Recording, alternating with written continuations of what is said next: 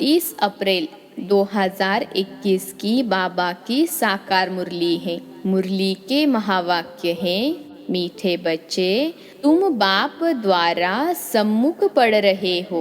तुम्हें सतयुगी बादशाही का लायक बनने के लिए पावन जरूर बनना है। प्रश्न है, बाप के किस ऑक्यूपेशन को तुम बच्चे ही जानते हो? उत्तर है, तुम जानते हो कि हमारा बाप भी है, टीचर और सतगुरु भी है। बाप कल्प के संगम युग पर आते हैं, पुरानी दुनिया को नया बनाने, एक आदि सनातन धर्म की स्थापना करने। बाप अभी हम बच्चों को मनुष्य से देवता बनाने के लिए पढ़ा रहे हैं। यह ऑक्यूपेशन हम बच्चों के सिवाय और कोई नहीं जानता। गीत है भोलेनाथ से निराला। ओम शांति। ओम शांति का अर्थ तो बच्चों को बार बार समझाया है। ओम माना मैं आत्मा हूँ और मेरा यह शरीर है। शरीर भी कह सकता है कि मेरी यह आत्मा है। जैसे शिव बाबा कहते हैं तुम मेरे हो, बच्चे कहते हैं बाबा आप हमारे हो, वैसे आत्मा भी कहती है मेरा शरीर, शरीर कहेगा मेरी आत्मा। अभी आत्मा जानती है मैं अविनाशी हूँ। आत्मा बिगर शरीर कुछ कर न सके। शरीर तो है, कहते हैं मेरी आत्मा को तकलीफ नहीं देना। मेरी आत्मा पाप आत्मा है व मेरी आत्मा पुण्य आत्मा है। तुम जानते हो मेरी आत्मा सतयुग में पुण्य आत्मा थी। आत्मा खुद भी कहेगी मैं सतयुग में सतो प्रधान अथवा सच्चा सोना थी। सोना है नहीं, यह एक मिसाल दिया जाता है। हमारी आत्मा पवित्र थी, गोल्डन एजड थी। अभी तो कहते हैं इम्प्योर हूँ। दुनिया वाले यह नहीं जानते। तुमको तो श्रीमत मिलती है, तुम अब जानते हो हमारी आत्मा सतो प्रधान थी, अब तमो प्रधान बनी है। हर एक चीज ऐसे होती है, बाल, युवा, वृद्ध, हर चीज नए से पुरानी जरूर होती है। दुनिया भी पहले गोल्डन एजड सतो प्रधान थी, फिर तमो प्रधान आयरन एजड है, तब ही दुखी है। सतो प्रधान माना सुधरी हुई, तमो प्रधान माना बिगड़ी हुई। गीत में भी कहते हैं बिगड़ी को बनाने वाले। पुरानी दुनिया बिगड़ी हुई है क्योंकि रावण राज्य है और सभी पतित हैं। सतयुग में सब पावन थे, उनको न्यू वाइसलेस वर्ल्ड कहा जाता है। यह है ओल्ड विशेष वर्ल्ड। अब कलयुग आयरन एज है। यह सब बातें कोई स्कूल कॉलेज में नहीं पढ़ाई जाती है, भगवान आकर पढ़ाते हैं और राजयोग सिखाते हैं। गीता में लिखा हुआ है भगवानुवाच श्रीमद् भगवत गीता। श्रीमत माना श्रेष्ठ मत, श्रेष्ठ ते श्रेष्ठ, ऊंच ते ऊंच भगवान है। उनका नाम एक्यूरेट शिव है। रुद्र जयंती व रुद्र रात्रि कभी नहीं सुना होगा। शिवरात्रि कहते हैं। शिव तो निराकार है। अब निराकार की रात्रि व जयंती कैसे मनाई जाए? कृष्ण की जयंती तो ठीक है, फलाने का बच्चा है, उनकी तिथि तारीख दिखाते हैं। शिव के लिए तो कोई जानते नहीं कि कब पैदा हुआ, यह तो जानना चाहिए ना। अब तुमको समझ मिली है कि श्री कृष्ण ने सतयुग आदि में कैसे जन्म लिया। तुम कहेंगे उनको तो 5000 वर्ष हुए। वह भी कहते हैं क्राइस्ट से 3000 वर्ष पहले भारत पैराडाइज था। इस्लामियों के आगे चंद्रवंशी, उनके आगे सूर्यवंशी थे। शास्त्रों में सतयुग को लाखों वर्ष दे दिए हैं। गीता है मुख्य। गीता से ही देवी देवता धर्म स्थापन हुआ। वह सतयुग त्रेता तक चला, अर्थात गीता शास्त्र से आदि सनातन देवी देवता धर्म की स्थापना परमपिता परमात्मा ने की।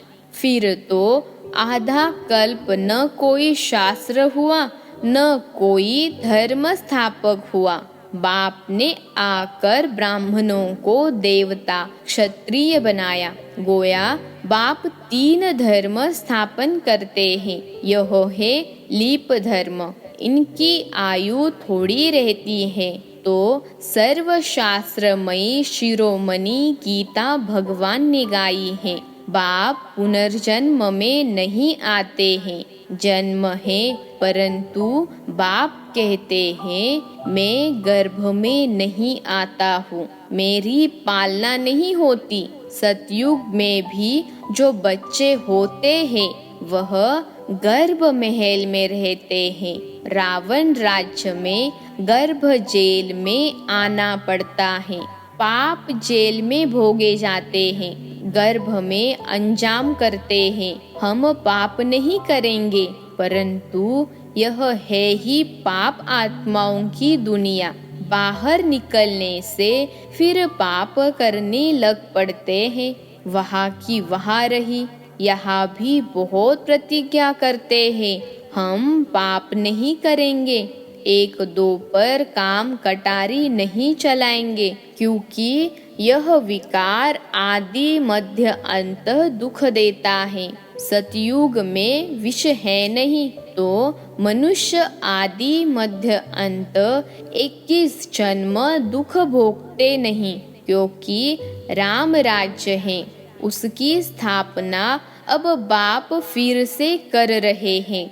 संगम पर ही स्थापना होगी ना। जो भी धर्म स्थापन करने आते हैं उनको कोई भी पाप नहीं करना है। आधा समय है पुण्य आत्मा, फिर आधा समय बाद पाप आत्मा बनते हैं। तुम सतयुग त्रेता में पुण्य आत्मा रहते हो, फिर पाप आत्मा बनते हो। सतो प्रधान आत्मा जब ऊपर से आती है तो वह सजाएं खा नहीं सकती। क्राइस्ट की आत्मा धर्म स्थापन करने आई, उनको कोई सजा मिल न सके। कहते हैं क्राइस्ट को क्रॉस पर चढ़ाया, परंतु उनकी आत्मा ने कोई विकर्म आदि किया ही नहीं है। वह जिसके शरीर में प्रवेश करते हैं उनको दुख होता है, वह सहन करते हैं। जैसे इसमें बाबा आते हैं वह तो है ही सतो प्रधान। कोई भी दुख तकलीफ इनकी आत्मा को होता है, शिव बाबा को नहीं होता है। वह तो सदैव सुख शांति में रहते हैं, एवर सतो प्रधान है, परंतु आते तो इस पुराने शरीर में है ना। वैसे क्राइस्ट की आत्मा ने जिसमें प्रवेश किया उस शरीर को दुख हो सकता है। क्राइस्ट की आत्मा दुख नहीं भोग सकती, क्योंकि सतो रजो तमो में आती है। नई नई आत्माएं आती भी तो है ना, उनको पहले जरूर सुख भोगना पड़े। दुख भोग नहीं सकती, लॉ नहीं कहता। इसमें बाबा बैठे हैं, कोई भी तकलीफ इनको यानी दादा को होती है, न कि शिव बाबा को। परंतु यह बातें तुम जानते हो और कोई को पता नहीं है। यह सब राज अभी बाप बैठ समझाते हैं। इस सहज राजयोग से ही स्थापना हुई थी। फिर भक्ति मार्ग में यही बातें गाई जाती है। इस संगम पर जो कुछ होता है वह गाया जाता है। भक्ति मार्ग शुरू होता है तो फिर शिव बाबा की पूजा होती है। पहले पहले भक्ति कौन करता है? वही लक्ष्मी नारायण। जब राज्य करते थे तो पूज्य थे, फिर वाम मार्ग में आ जाते हैं तो फिर पूज्य से पुजारी बन जाते हैं। बाप समझाते हैं, तुम बच्चों को पहले पहले बुद्धि में आना चाहिए कि निराकार परम पिता परमात्मा इस द्वारा हमको पढ़ाते हैं। ऐसी और कोई जगह सारे वर्ल्ड में हो न सके जहाँ ऐसे समझाते हो। बाप ही आकर भारत को फिर से स्वर्ग का वर्षा देते हैं। त्रिमूर्ति के नीचे लिखा हुआ है, deity world sovereignty is your God fatherly birth right. Shiv Baba आकर तुम बच्चों को स्वर्ग की बादशाही का वर्षा दे रहे हैं, लायक बना रहे हैं। तुम जानते हो बाबा हमको लायक बना रहे हैं। हम पतित थे ना, पावन बन जाएंगे, फिर यह शरीर नहीं रहेगा। रावण द्वारा हम पतित बने हैं, फिर परम पिता परमात्मा पावन बनाए, पावन दुनिया का मालिक बनाते हैं। वही ज्ञान का सागर पतित पावन है। यह निराकार बाबा हमको पढ़ा रहे हैं। सब तो इकट्ठा नहीं पढ़ सकते।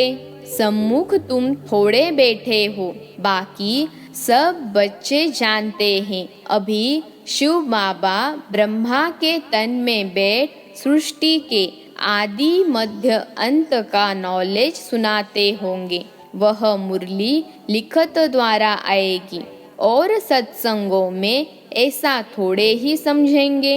आजकल टेप मशीन भी निकली है, इसलिए भरकर भेज देते हैं। वह कहेंगे फलाने नाम वाला गुरु सुनाते हैं। बुद्धि में मनुष्य ही रहता है, यहाँ तो वह बात है नहीं। यह तो निराकार बाप नॉलेजफुल है। मनुष्य को नॉलेजफुल नहीं कहा जाता।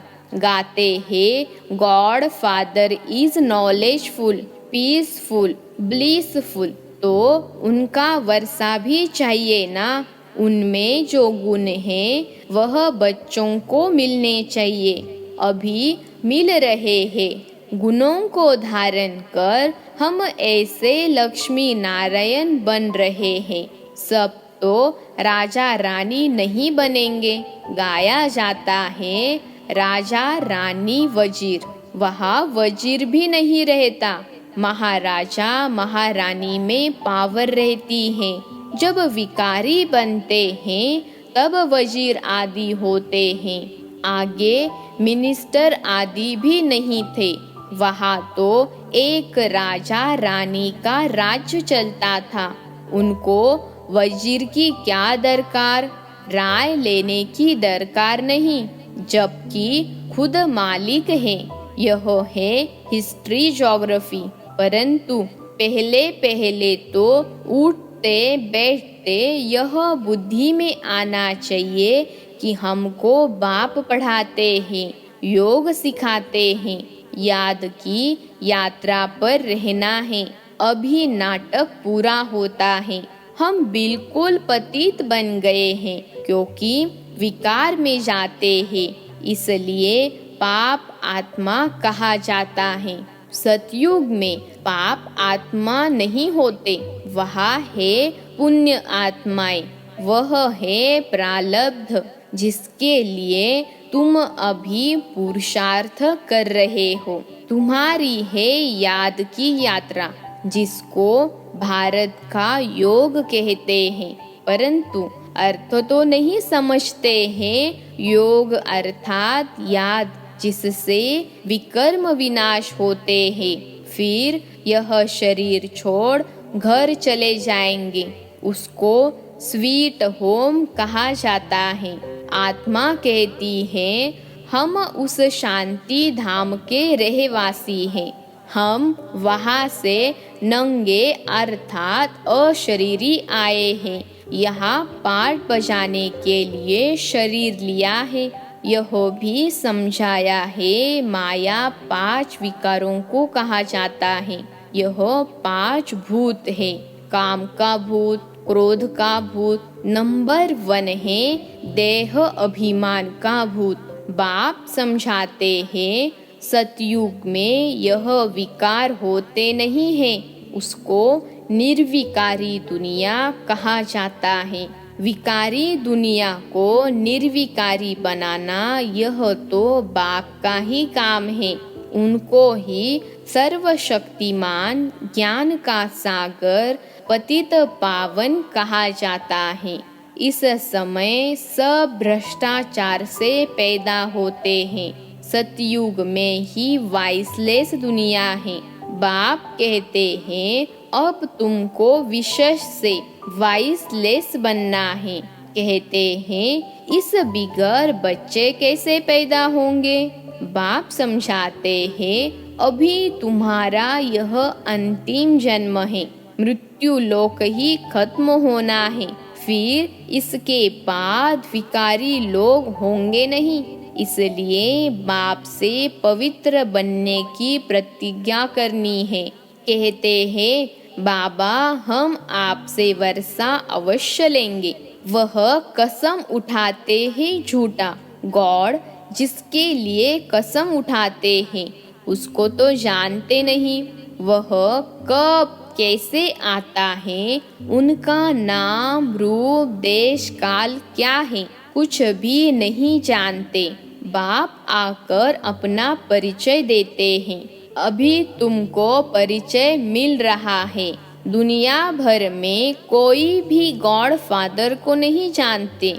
बुलाते भी हैं, पूजा भी करते हैं, परंतु एक्यूपेशन को नहीं जानते हैं। अभी तुम जानते हो परम पिता परमात्मा हमारा बाप टीचर सद्गुरु है। यह बाप ने खुद परिचय दिया है कि मैं तुम्हारा बाप हूँ।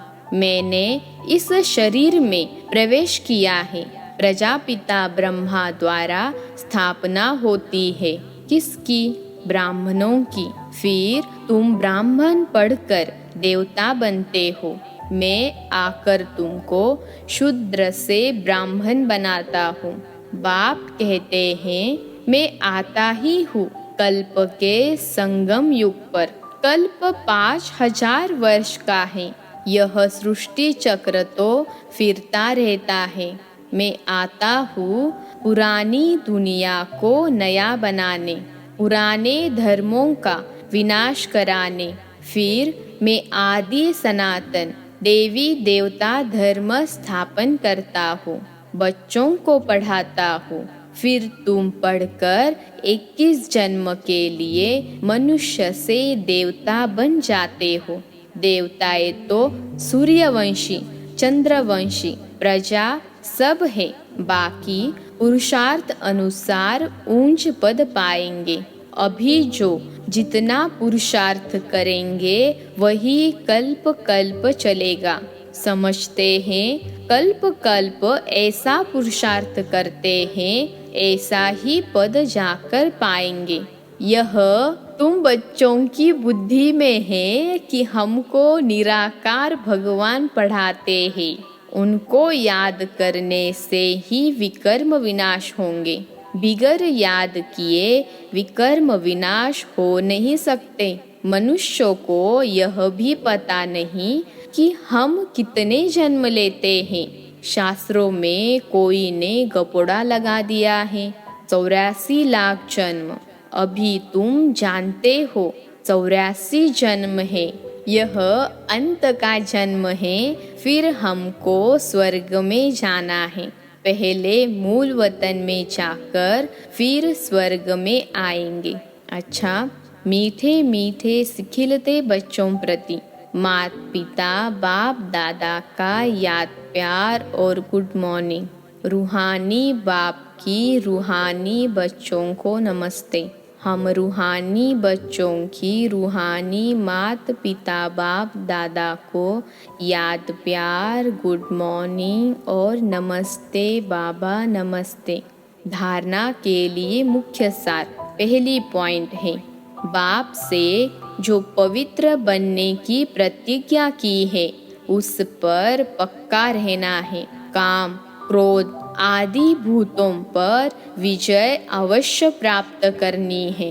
दूसरी पॉइंट है, चलते फिरते हर कार्य करते पढ़ाने वाले बाप को याद रखना है। अब नाटक पूरा हो रहा है, इसलिए इस अंतिम जन्म में पवित्र जरूर बनना है। आज का वरदान है, एक लगन, एक भरोसा, एक रस अवस्था द्वारा सदा निर्विघ्न बनने वाले निवारण स्वरूप भव। एक लगन, एक भरोसा, एक रस अवस्था द्वारा सदा निर्विघ्न बनने वाले निवारण स्वरूप भव।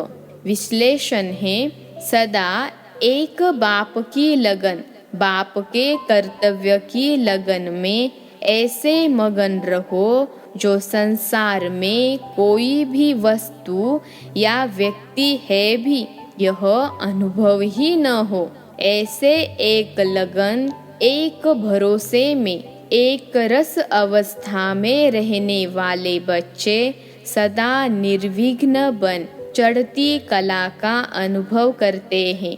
वे कारण को परिवर्तन कर निवारण रूप बना देते हैं। कारण को देख कमजोर नहीं बनते, निवारण स्वरूप बन जाते हैं। आज का स्लोगन है, अशरीरी बनना वायरलेस सेट है, वॉइसलेस बनना वायरलेस सेट की सेटिंग है। अशरीरी बनना वायरलेस सेट है, वॉइसलेस बनना वायरलेस सेट की सेटिंग है। अच्छा, ओम शांति।